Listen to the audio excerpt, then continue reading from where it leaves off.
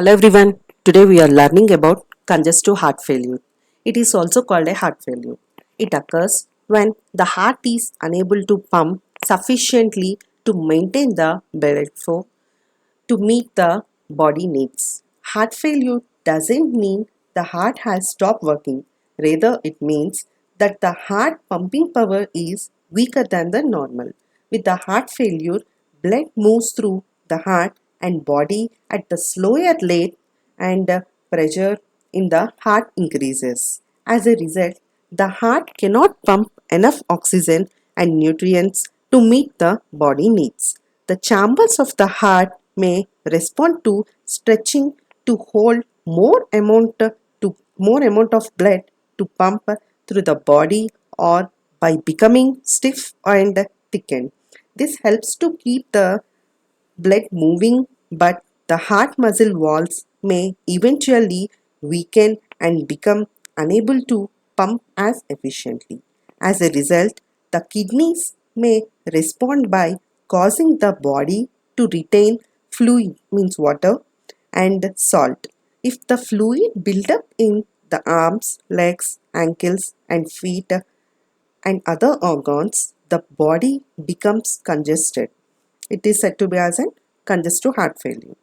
It is a term to describe the conditions. Heart failure is also caused by many other conditions like due to the damage of heart muscles during the coronary artery disease, cardiomyopathy.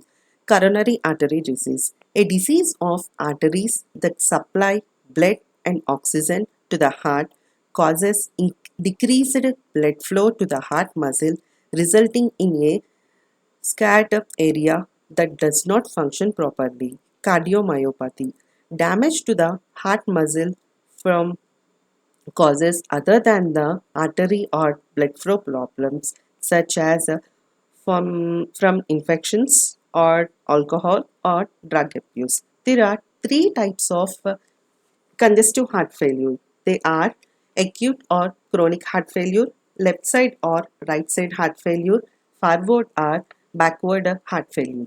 While coming to the first one is the acute heart failure. Acute means the heart failure develops rapidly or suddenly. It mainly caused by the myocardial infarction, cardiac tamponade.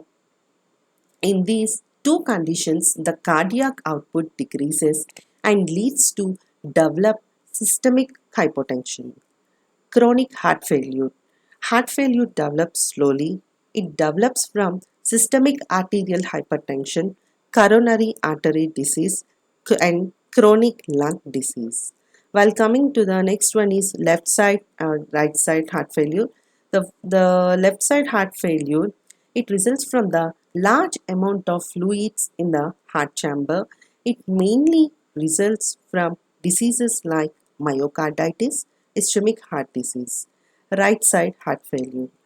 Causes are left ventricular failure, pulmonary or tricuspid valvular disease, pulmonary hypertension. While coming to the forward heart failure, according to this hypothesis, clinical manifestations results directly from the heart failure of heart to pump blood, causing a diminished flow of blood to tissue. Backward heart failure. Either ventricles fall to eject blood normally, resulting in the rise of end diastolic volume in the ventricles and increase in volume and pressure in the atrium, which is transmitted backward, producing elevated pressure in veins. While coming to the symptoms, the body tends to bluish in color, less blood reaching brain, dizziness, anemia, arrhythmia, breathlessness, enlargement of heart and brain, chest pain, and weight gain. And while coming to the diagnosis, here we will do the blood test. In blood test, we are used to evaluate kidneys thyroid function, as well as we will check the cholesterol levels, and there will be a presence of anemia. Anemia is a condition that occurs where there is not enough hemoglobin. And the second one is the B type natriuretic peptide blood test. B-type natriuretic peptide, it is a substances secreted from the heart in response to changes in the blood pressure that occur when the heart failure develops or worsens. In this, the value of the blood levels increases when the heart failures.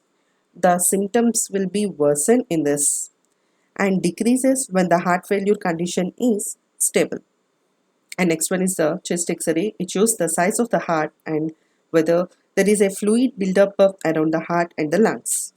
And next one is the echocardiogram. This test is an ultrasound which shows the heart movement, structure and functions.